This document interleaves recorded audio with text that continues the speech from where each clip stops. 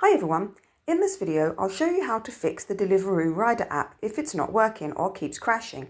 Let's get started. Number 1. Restart the app. First, close the app completely and then reopen it. This can fix minor glitches. 2. Check for updates. Go to the Google Play Store or Apple App Store and check if there's an update available. Updating the app can fix bugs and improve stability. 3. Restart your device. If the app still isn't working, restart your phone.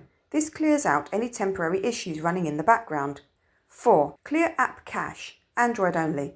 If you're using Android, open Settings, tap Apps, select Deliveroo Rider, tap Storage and Cache, then tap Clear Cache.